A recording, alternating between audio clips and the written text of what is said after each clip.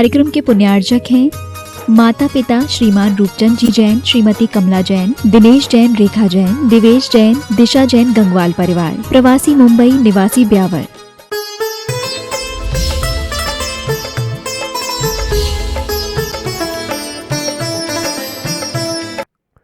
अंत कह कंद को निर्णाम, जन्म ज्वर सके सदा, त्वामंत कांतकम प्राप्य, व्यावृत काम कारते। जन्म ज्वर सका, वाह, जन्म ज्वर का सका मित्र, जन्म का मित्र और ज्वर का मित्र कौन है? इन दोनों का मित्र और क्या है? और भी है, हमेशा सदा निर्नाम कंद कह, मनुष्य को रुलाने वाला है। निर्नाम का मतलब मनुष्य, और कंद कह यानी रुलाने वाला, यानी जो मनुष्यों को रुलाने वाला है, हमेशा रुलाता रहता है।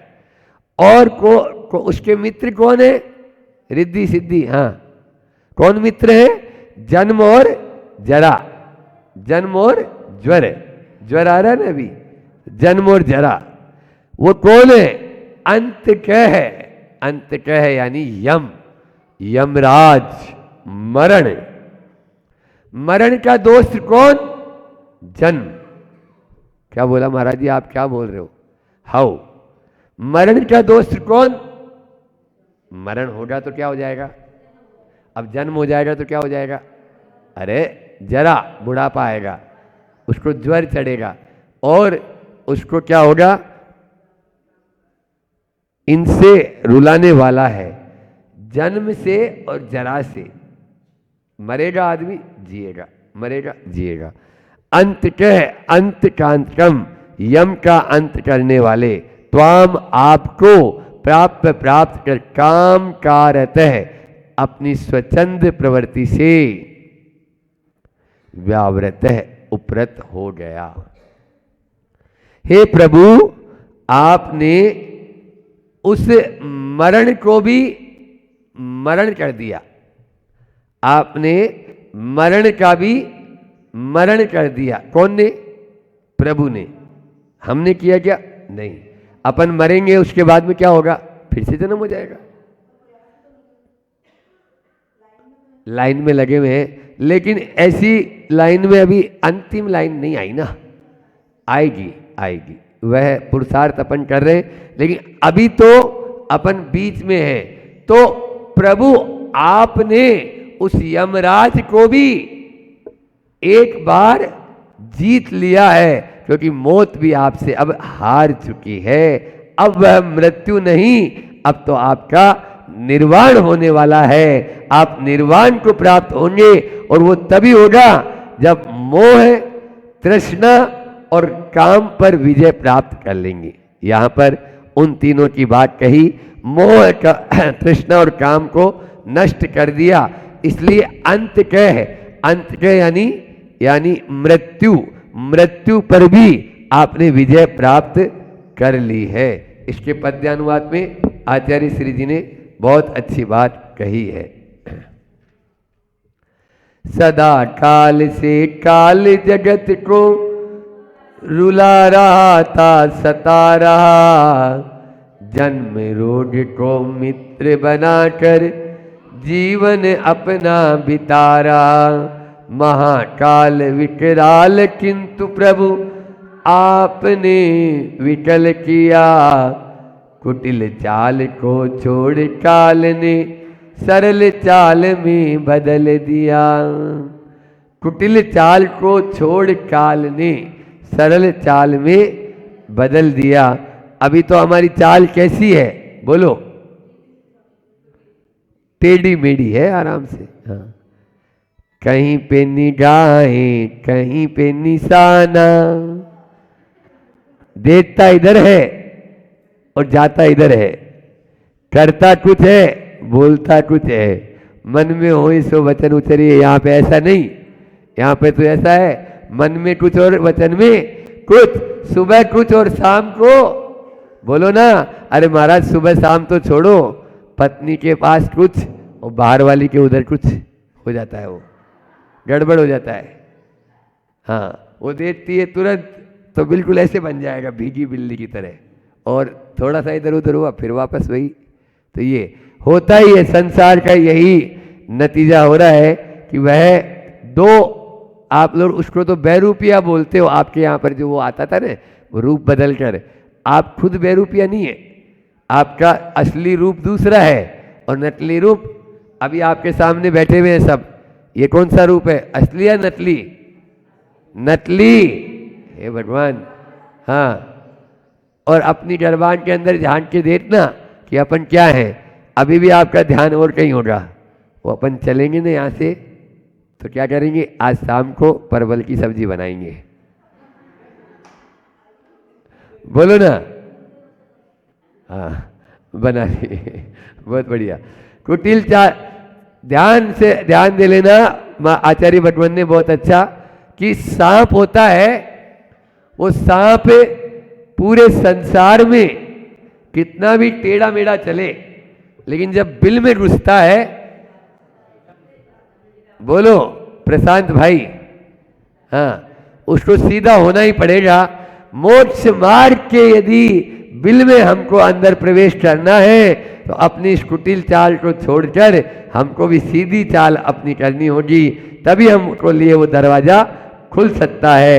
अन्यथा वो दरवाजा 3 काल में खुलने वाला नहीं है। यहाँ पर भी गुरुदेव ने वही कहा कि अपनी उस कुटिल चाल को छोड़ दो और अपनी सरल चाल में आ जाओ।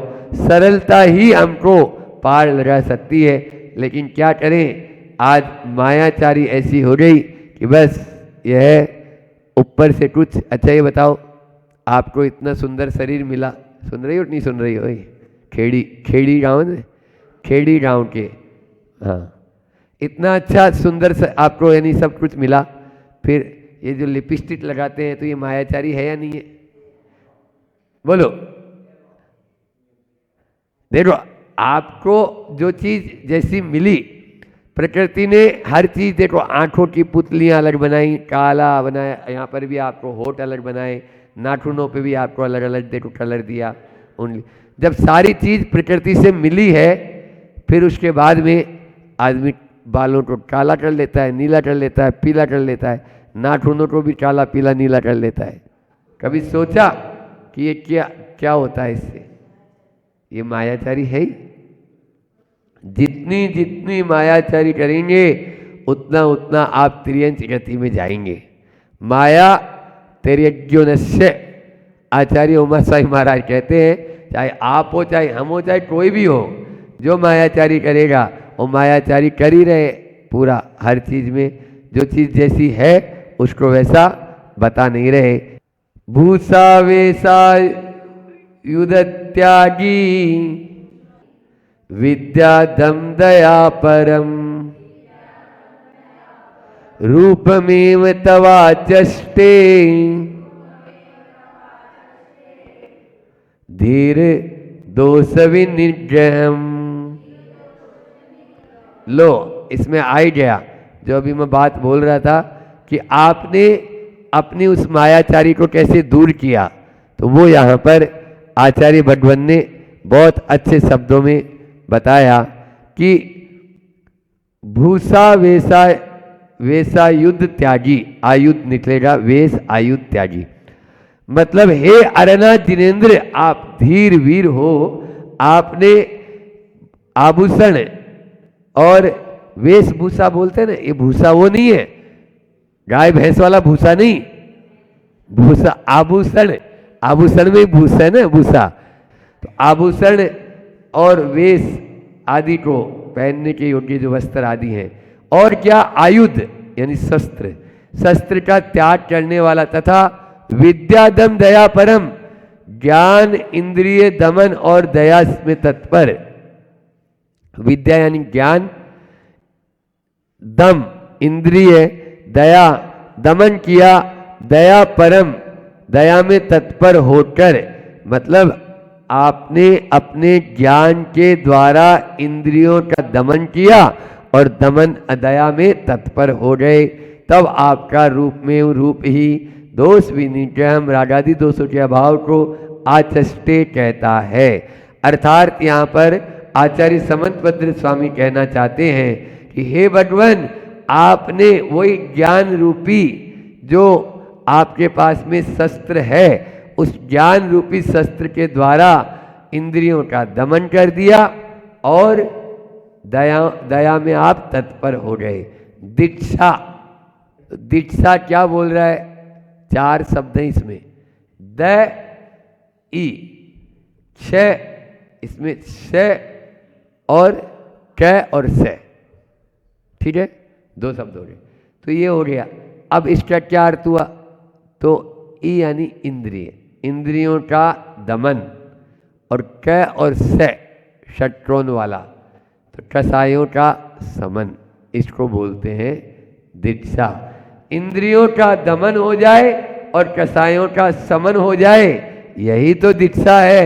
अरेनाथ भगवान की स्तुति कह रहे हैं कि हमारी इंद्रियों का, आप लोग अभी सजने संवारने में ही लगे हुए हैं, बहुत अच्छा सॉफ्ट सॉफ्ट मिले, है ना, स्पर्शर इंद्रिय, अच्छा अच्छा देखूं, अच्छा सुनूं, अच्छा बोलूं, बोलूं मतलब रसना इंद्रिय के 2 काम होते हैं, एक होता है चटना और एक होता है बटना। चटना और बटना, हाँ, तो वो अच्छा खाएगी, अच्छा खाएगी का मतलब ऐसा नहीं कि लड्डू खाएगी, उसको तो चाउमीन चाहिए, पिज्ज़ा चाहिए, बर्गर चाहिए, फास्ट फूड चाहिए, समझ में आ रहा है। और दूसरा है जब चाहे, जितना चाहे, जो चाहे, मुंह से बटते ही रहना, वो नहीं, अपने आप में कंट्रोल करने की आवश्यकता होती है। यहाँ पर भगवान ने वही किया, तो अपने स्वरूप को प्राप्त कर लिया। इसका पद्यानुवाद गुरुदेव ने लिखा है, शस्त्रों वस्त्रों पुत्र कलत्रों आभरणों से रहित रहा, विराग विद्या दया दमन से पूर्ण रूप से सहित रहा। इस विध जो तव रूप मनोहर मौन रूप से भोल रहा, धीर रहित हो सकल दोष से सब जीवन अनमोल राम। जो कुरूप हो वो पहने वस्त्र, जो कुरूप हो वो पहने वस्त्र, जो डरे डरावे वो रखे अपने पास में अस्त्र, जो डरे डरावे वो रखे अपने पास में अस्त्र। अरे हमारे गुरुदेव और हमारे भगवान तो सर्वांग सुंदर है, इसीलिए तो वो दिगंबर है, इसीलिए तो वो दिगंबर है। आचार्य श्री जी का एक संस्मरण याद आ रहा है, आपको बताएं, बहुत दिल को छूने वाला। नैनागिर की बात है ये। उस समय नैनागिर में गुरु जी का बहुत प्रवास रहा शुरू शुरू में, और नैनागिर में एक सिद्ध शिला बनी हुई है। आप लोग यदि हम जब थे उस समय गए हो तो हम रोज़ वंदना करने जाते थे। लगभग अपना जो मंदिर है उस मंदिर से 1.5-2 किलोमीटर अंदर एक नदी है, उस नदी के बीचों बीच चट्टान है और उस चट्टान पे चरण है, तो वहाँ वो सिद्ध शिला है, पुराने प्राचीन चरण है। तो आचार्य श्री जी वहाँ जाकर ध्यान करते थे। उस समय एक वहाँ पर डाकू था, मतलब बहुत सारे डाकू थे, एक डाकू क्या, उन जंगलों में डाकू रहते थे और वो लूटपाट करते थे और शिकार भी करते थे। तो एक दिन एक शिकारी डाकू एक हिरण का पीछा कर रहा था। अब हिरण बहुत चपल होता है, अब उसको मारे कैसे? तो वो हिरण के ऊपर तीर कमान हाथ में लिए हुए है और तीर चलाना चाह रहा है। तो वो हिरण जो है ना, बचता बचता बचता बचता देखा कि अब कहाँ छिपूं। अब आचार्य श्री जी ऐसे बैठे हुए थे ध्यान में, वो आचार्य श्री जी के पीछे जाके बैठ गया। आचार्य श्री जी के पीछे, क्योंकि ये सबसे अच्छा स्थान है जहां मैं सेफ हो जाऊंगा। आचार्य श्री जी बिल्कुल पीछे जाके दुबट के बैठ गया वो। अब वो तीर कमान लिए हुए सामने वो चलाना चाह रहा है, और जैसे ही देखा गुरु जी के, अब वो पास में आया, और आया क्या, उसके हाथ से वो तीर और कमान नीचे अपना आप ही गिर गए, और वो नतमस्तक होकर लौट पड़ा वहीं पर। अब वो देखता है कि आंखें खोले तो मैं इनसे कुछ बोलूं, लेकिन बोलूं क्या, अभी तो आंख बंद किए हुए हैं। तब आंखें, वो वहीं बैठ गया, बैठा रहा, और वह उनकी वीतराग मुद्रा को निहारता रहा, देखता रहा। और कहते हैं जब गुरुदेव ने अपना ध्यान तोड़ा, तब उनके चरणों में हमेशा हमेशा के लिए उसने शिकार का ही त्याग कर दिया कि आज के बाद मैं किसी भी जीव पर कभी भी वार नहीं करूँगा। ये यानी जो है ना गुरुदेव की। अब बताओ उपदेश दिया क्या, नहीं दिया। इससे सुंदर रूप इस संसार में और कोई नहीं हो सकता, इससे ज़्यादा वीतरागता और कुछ नहीं हो सकती। ऐसा वह मनोहर रूप होता है, लेकिन मुखर होता है, मौन नहीं होता। समझ आ रहा है? प्रभु की वीतराग मुद्रा को, छवि को देखकर हम सब समझ लेते हैं। वो आता है ना, निरखो अंग अंग जिनवर के, जिनसे झलके शांति अपार। निरखो अंग अंग जिनवर के, जिनसे झलके शांति अपार। जिनसे झलके शांति अपार, जिनसे झलके शांति अपार। निरखो अंग अंग जिनवर के, जिनसे झलके शांति अपार। और जब प्रभु की दोनों पांवों पर दृष्टि जाती है, तब हम शांतिनाथ भगवान यहाँ बैठे हुए हैं आपकी खेड़ी में, और उनके दोनों चरणों की ओर देखते हैं, तो वो चरण क्या कह रहे हैं वो आप लोग नोट करो। चरण कमल जिनवरे कहे, घूमा सब संसार। चरण कमल जिनवरे कहे, घूमा सब संसार। परक्षण भंगुर जगत में, परक्षण भंगुर जगत में, निज आत्म तत्व ही सार। याते पद्मासन विराजे, जिनवर झलके शांति अपार। निरखो अंग अंग जिनवर के, जिनसे झलके शांति अपार। और जब दोनों हाथों पर दृष्टि जाती है, तो वो हाथ प्रभु के क्या बोल रहे हैं बिना कहे ही। हस्त युगल जिनवरे कहे, पर का करता होई। हम थोड़ा सा भी काम करते हैं भाई प्रशांत, तो मैंने किया, ये सब मैं करने वाला, यदि मैं नहीं हूं तो घर कोई चल ही नहीं सकता। कर्ता बुद्धि बोलते हैं इसको, कर्तव्य बुद्धि नहीं, कर्ता बुद्धि। कर्ता बुद्धि से ऊपर उठो और कर्तव्य बुद्धि की ओर आओ। हस्त युगल जिनवरे कहे, पर का करता होई। ऐसी मिथ्या बुद्धि से ही भ्रमण चतुर गति होए। याते पद्मासन विराजे, जिनवर झलके शांति अपार। निरखो अंग अंग जिनवर के, जिनसे झलके शांति अपार। और जब दोनों आंखों पर दृष्टि देते हैं, तो आंखें क्या बोल रही है प्रभु की। नेत्र युगल जिनवरे कहे, देखा सब संसार। नेत्र युगल जिनवरे कहे, देखा सब संसार।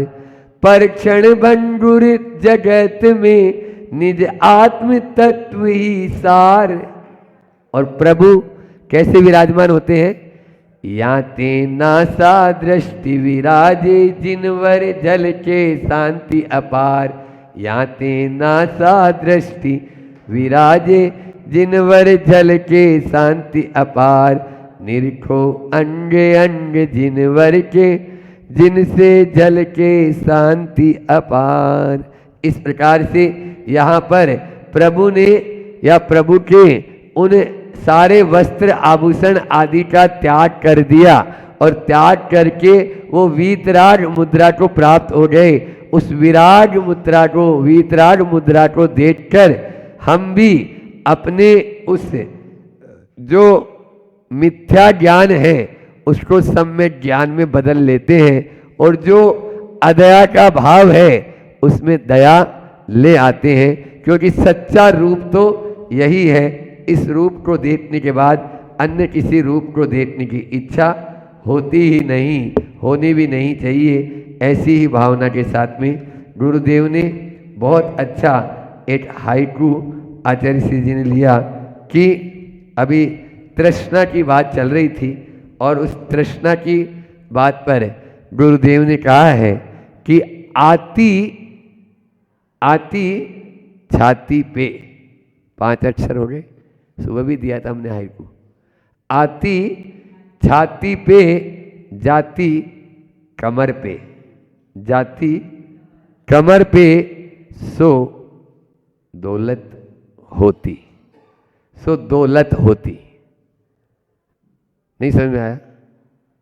दौलत का मतलब ही होता है जो 2 लात मारती आपको, जो 2 लात मारे उसको बोलते हैं दौलत। और वो दौलत होती है, आती है। अब मेरे बराबर कोई है ही नहीं, छाती पे लात मारती है तो ऐसे अकड़ जाता है, और जाती है तो पीठ पर लात मारती है वो दौलत। इसलिए वो सबके सामने फिर नजर झुका के चलता है। इसलिए आती छाती पे और जाती कमर पे लात मारती, इसलिए उसका नाम है दौलत। उससे बचना है, तभी हम तृष्णा और मोह पर विजय प्राप्त कर पाएंगे। करें इसी भावना के साथ। अहिंसा परमो धर्म की, आचार्य गुरुवर विद्यासागर जी महामुनि राज। जीवानी की बात चल रही थी ना। हाँ, तो बात ये है, आगम में जो कथानक आता है वो आपके बीच में रख रहा हूँ कि एक भाई थे आपके जैसे ही। सुनना, जिस प्रकरण को लेकर बात चली और बात कहीं की कहीं पहुँच गई कि एक सुना भी होगा आपने, हुआ ये कि वो पानी छानने का नियम था उनका। काय का नियम था?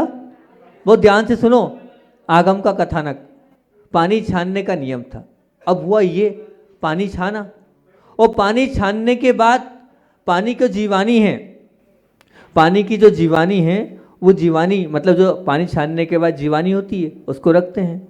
अब पानी कुएं से ले गए, लेकिन अब 48 मिनट में मान लो उसको यूज़ नहीं किया अपन ने, तो उसको छान लिया। उसकी जीवानी एक बर्तन में रखी हुई थी। अब वो बर्तन में जीवानी तो रखी थी, लेकिन गलती से पाँव की ठोकर लग गई, और पाँव की ठोकर जैसे ही लगी वैसी वो जो जीवानी थी वो नीचे गिर गई। अब वो जीवानी जैसे ही नीचे गिरी तो उनको लगा ये 2 दिन 3 दिन की जीवानी इकट्ठी थी, और इतने सारे जीव थे, और इतने सारे जीवों को मेरे माध्यम से क्या हो गया, संघात हो गया, विघात हो गया, पीड़ा को पहुँच गए, और सब समाप्त हो गए। अंदर से उद्वेलना, अंदर से वेदना थी कि क्या करूं क्या करूं क्या करूं। और हुआ ये कि वो पहुंच गए मुनि महाराज के पास, साधक के पास, और उन्होंने निवेदन किया, उन्होंने अपनी बात रखी कि प्रभुवर गुरुवर मुझसे बहुत बड़ा अपराध हो गया है। 3-4 दिन 5 दिन की जो भी जीवानी थी पानी छानने की, वो पानी छानने की थी, और जब भी मैं कुएं पे जाता हूँ तो वापस वो जीवानी को वापस कुएं में डाल देता हूँ और पुनः नया पानी ले आता हूँ। लेकिन मेरी ठोकर के माध्यम से वो जो जीवानी थी वो जीवानी पूरी नीचे गिर गई हैगी, और उसके माध्यम से उसमें जितने भी जीव थे वो सब के सब जीव समाप्त हो गए। आप मुझे प्रायश्चित देके कृतार्थ करें। जब प्रायश्चित शिष्य ने मांगा तो उन्होंने, गुरुदेव ने कहा कि आप महिला और पुरुष उनको आपको प्रतिदिन भोजन कराना है, और बोले प्रतिदिन भोजन कराना, भोजन कराते कराते एक दिन ऐसा आएगा जब 80 धारा व्रत को पालन करने वाला, 80 धारा व्रत को पालन करने वाला कोई ऐसा विवाहित जोड़ा आपके यहाँ भोजन कर लेगा, तो ये मान के चलना उस भोजन के माध्यम से आपके घर का चंदोवा, सफ़ेद सफ़ेद पहले बनता था, वो गंदा चंदोवा साफ हो जाए, तो समझना 80 धारा व्रत पालने वाला ये जोड़ा हैगा। एक ना एक दिन आएगा। वो सोच रहा था ठीक है, कैसा प्रायश्चित दिया इन्होंने, गुरुदेव हैं, लेकिन जो प्रायश्चित दिया उसको स्वीकार तो करना पड़ेगा। और हुआ यही कि प्रतिदिन जो है, जो भी बाहर से अतिथि आता है भोजन के लिए बुलाते और सब कुछ होता है। रोज़ रोज़ रोज़ रोज़ ये चलती रही प्रक्रिया, बहुत दिन हो गए, लेकिन वो हमेशा भोजन कराता और ऊपर चंदवे को देखता है, चंदवा तो जो है साफ हो नहीं रहा है। गुरु महाराज ने भी कैसी बात कर दी। एक दिन आया और एक नवविवाहित जोड़ा जो है वो भोजन कराया और ऊपर देखा तो भोजन कराते कराते वो जो गंदा चंदोवा था वो साफ हो गया, एकदम साफ सुथरा हो गया, ऐसा चमत्कार घटा।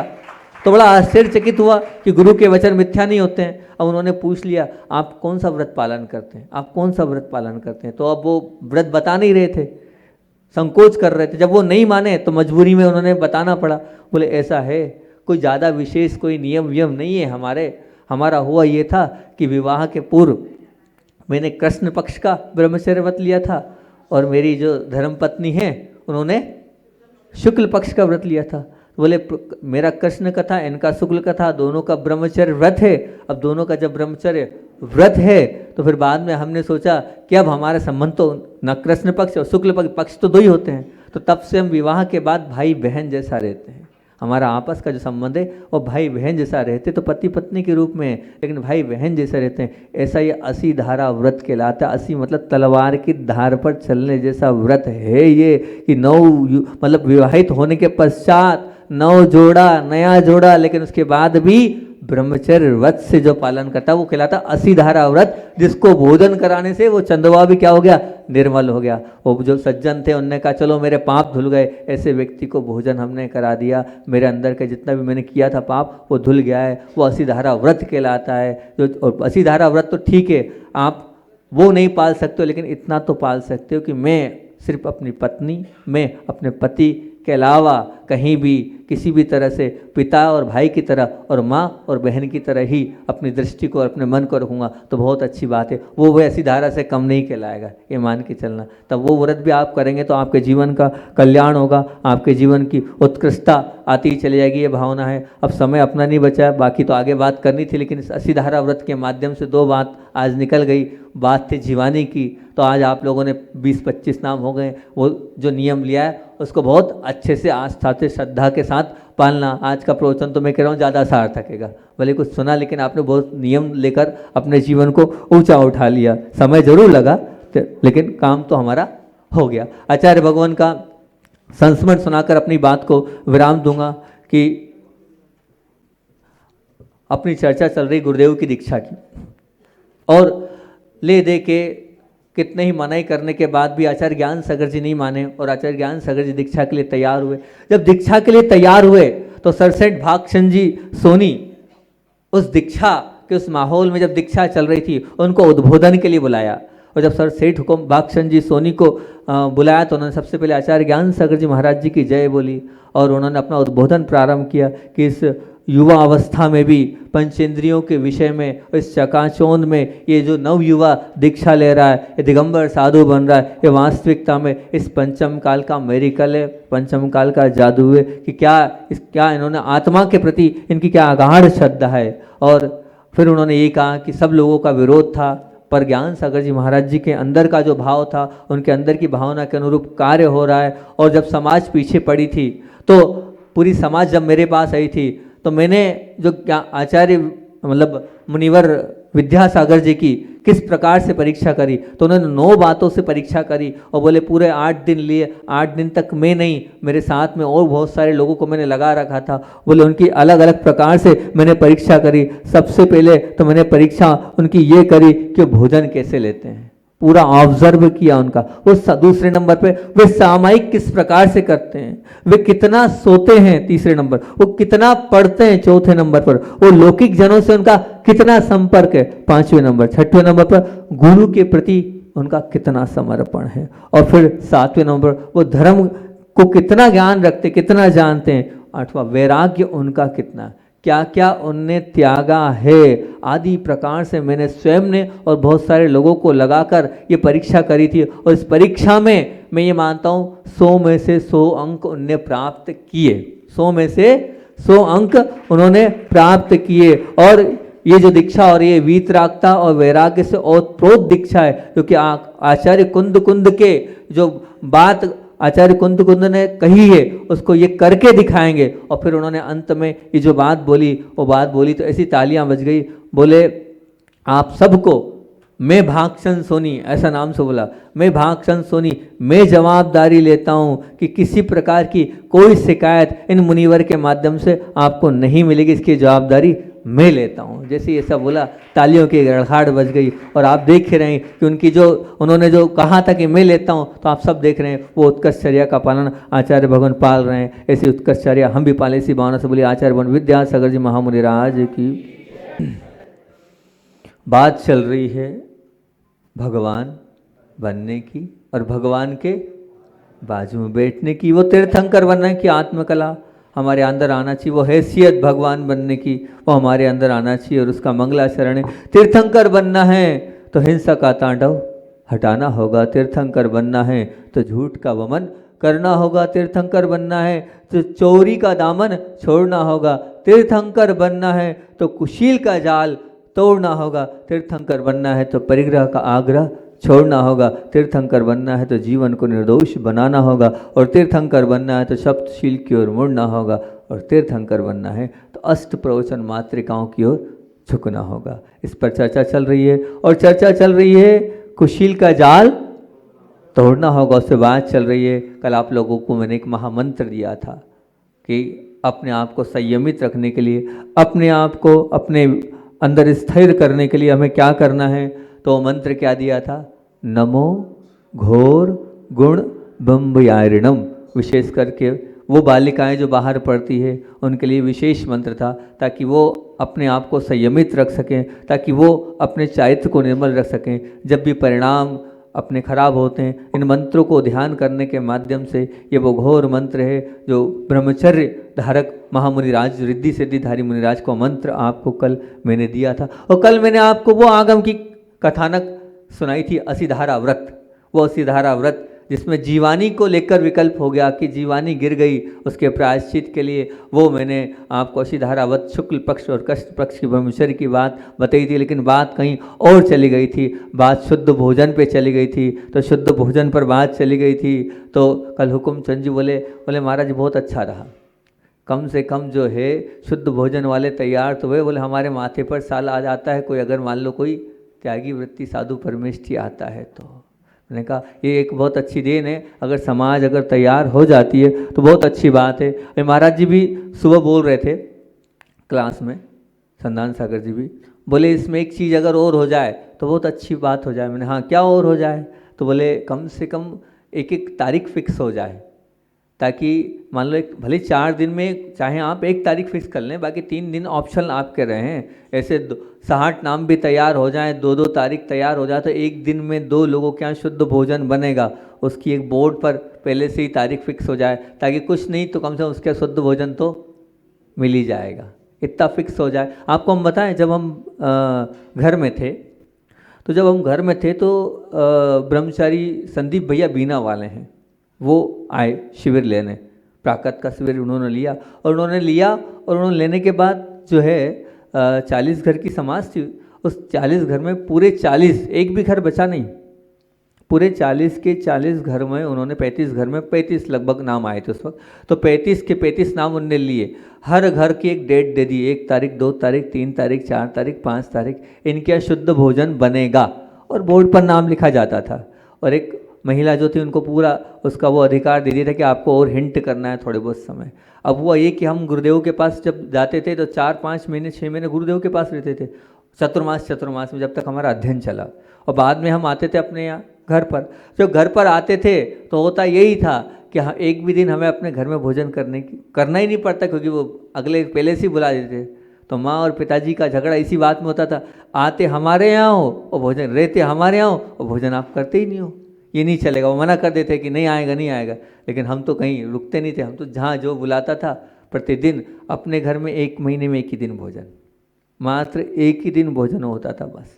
बाकी सब दूसरों के यहाँ भोजन होते। दूसरे क्या, वो भी अपने ही थे, सब गांव वाले तो पूरे के पूरे अपने ही थे। सब अलग अलग भोजन होता था, क्योंकि शुद्ध भोजन का उन्होंने ऐसा वो परंपरा उस समय बना दी थी। तो कम से कम हम आपसे भी कह रहे हैं, कल हुकुमचंद जी भी इस बात की सराहना कर रहे थे, महाराज जी ने भी सुबह कहा, तो हमारी भावना ये है कि महिला मंडल का ही ये काम है, तो महिला मंडल जागरूक हो जाएगी तो एक बहुत बड़ी उपलब्धि हो जाएगी, ताकि कन्नड़ का उदाहरण हम आगे भी दे सकें कि कन्नड़ वालों के अंदर एक जागृति है, धर्म के प्रति आस्था श्रद्धा है। कभी भी कोई त्यागी व्रती जाएगा तो कोई किसी के चेहरा नहीं देखेगा कि यहाँ वहाँ नहीं देखेगा, अपने आप वो कभी भी आए, 12 बजे आ जाए कि 4 बजे आ जाए, उसके लिए विकल्प नहीं होगा। अगर यहाँ की महिला मंडल तैयार हो जाए और अपनी अपनी डेट्स दे दें तो बहुत अच्छी बात है। कल भी बाद में 3-4 नाम और आए, 28 की गिनती कल हो गई थी अपनी, 3-4 नाम और हो गए तो 32 हो गए हैं, और बाकी और भी तैयार हो सकते हैं। हाँ, कल एक चीज़ और रही थी, उसको और मैं स्पष्ट कर दूं कि बहुत से लोगों का कहना था क्या एकासन करना पड़ेगा? नहीं, एकासन का कोई बात ही नहीं करी है मैंने ये भी नहीं कहा एकासन करना है। आप दिन में 10 बार खाएं, उसमें कोई बाधा नहीं है। पानी आप दिन में 20 बार पानी पिए, बस इतना ही है कि एक बार पानी को गर्म कर लें ताकि वो 24 घंटे के मर्यादा वाला हो जाए, या फिर लौंग आदि डाल लें, अगर ठंडा ही पीना है तो 6 घंटे के मर्यादा वाला हो जाए। ऐसा कर सकते हैं आप, उसमें कोई बाधा नहीं है, एकासन का कोई बाउंडेशन नहीं है। किसी का प्रश्न था हमारी एलोपैथी औषधि चलती है, तो अब अगर मान लो शरीर की आवश्यकता है और आपको लेना ही जरूरी है, उसके लिए भी हम कोई आपको निषेध नहीं कर रहे हैं कि नहीं ऐसा ही है। फिर कोई ने कहा था जैसे वो बोर वाला सिस्टम बता दो महाराज जी, तो हम आपको बता रहे हैं जिसके यहाँ बोर है, जिसके यहाँ जेट पंप से पानी आता है, जो वो जेट पंप से जो पानी आता है उस पानी में आप क्या कर सकते हैं, विदिशा के एक सज्जन है, उन्होंने एक मशीन निकाली है। वो मशीन इस प्रकार की है कि आपकी जो वो जेट पंप है मतलब वो निकल जाएगा, और उसमें एक पाइप, वो जो है एक बाल्टी जाएगी, वो कैसी जाएगी आपको खींचने में तकलीफ है तो एक मशीन भी है, वो धीरे धीरे जाती है और नीचे तक जाती है, पानी वो उस बाल्टी से भर के लेके आती है, 4-5-7 लीटर पानी एक साथ निकल जाता है, फिर वो धीरे धीरे ऊपर आती है, ऊपर आने के बाद छान लो, फिर वो पुनः उसकी बिल छानी एक ऐसा सिस्टम है, उसमें आप पानी वापस डाल दो और एक वो जो है नीचे जाएगी और एक तार खींचोगे आप, पानी वापस उसके नीचे वहीं के वहीं पहुंच जाएगा। तो ये सिस्टम वाला आप चाहें तो आपके अगर वो है, और महाराज जी फिर हमारी पाइप, तो आपका पाइप भी लग जाएगा, छोटा एक पाइप भी लग जाएगा, मतलब पाइप भी लग जाएगा, बस इतना ही कि उसकी जो मोटर है वो ऊपर लगेगी, तो उससे पानी आपका पूरा का पूरा आ जाएगा और दोनों काम आपके हो जाएंगे। आप जब चाहेंगे मशीन से पानी तो आपका पानी मशीन से भी आ सकता है, और जब आप खींचना चाहेंगे तो आपके यहाँ जेट पंप है तो उससे भी आप पानी खींच सकते हैं, इसमें कहीं कोई बाधा वाली बात नहीं है, एक ऑप्शन। और अगर कोई सक्षम नहीं है उस मशीन को लगाने वाले, तो दिल्ली के एक सज्जन हैं, उनने हमसे कह रखा है कहीं भी किसी भी जगह पर शुद्ध भोजन के लिए या मंदिर में कहीं भी लगना हो तो उसका पूरा खर्चा हम देने को तैयार हैं, इतना भी उन्होंने कह दिया। और रही बात और एक और पानी के विषय में कि आप चाहें तो अपने लिए आप उसकी भी कहेंगे तो उसकी भी हम पूरी आपको नोट्स पूरी व्यवस्थित बता देंगे। अपने मकान के ऊपर आप जो है जो बरसात का पानी होता है उस बरसात के पानी को नीचे एक टाँका बना सकते हैं, एक टंकी बना सकते हैं, उस पर इकट्ठा कर सकते हैं, या प्लास्टिक की टंकियाँ हैं उसमें इकट्ठा कर सकते हैं आप। हाँ, महाराज जी बोल रहे हैं कि पारोला में हर घर में वो बना हुआ है टाँकी, ये अब हर घर में टाँकी बनी हुई है। बरसात का पानी आया, एक बार पहले बरसात में उसको धो लें, साफ कर लें, फिर सीधे पानी उसमें करें, वो पानी आपका 2-2 4-4। कल डॉक्टर साहब थे, वो बोले हमारे यहाँ 4000 लीटर पानी रहता है, 4000। बोले हम वही पीते हैं, वही सब कुछ करते हैं। जो डॉक्टर साहब स्वाध्याय के लिए औरंगाबाद वाले आए हुए थे, जो महावीर जी के यहाँ रुके थे, वो 4000 लीटर पानी रहता है। तो ऐसा आप उससे भी कर सकते हैं। आप चाहें, मन में इच्छा हो तो सब होता है, मन में भावना हो कि नहीं हमें अपना धर्म पालना है, हमें शुद्ध भोजन करना है, हमें बिल छाननी पालना है, हमारी जीवनी का हमें निर्वाह करना है, तो आप वो कर सकते हो। टाँका भी आप उसमें व्यवस्थित कर सकते हो, ये होल वाला सिस्टम है ये भी कर सकते हो, और उसके अलावा और सुविधा देता हूँ। नहीं ये नहीं कर पा रहे हो आप तो कोई बात नहीं, आप चाहें तो थैला आदि वाहन आदि से ही पानी ले जा सकते हो, एक साथ पानी इकट्ठा करके ले गए, कोई बाधा नहीं, बस बिल छान ली, उसके बाद में आके डाल ली। अब आपके सब सुविधाएं, वाहन आदि की सुविधा हैं, ठेला आदि और भी गाड़ियां, उसमें आप ले जा सकते हो, इतना कोई वो नहीं है, उसमें 16 नहीं चाहिए, सामान्य शुद्ध कपड़े रहना चाहिए, वैसा पानी भर कर आप ले जाएं तो भी चलेगा।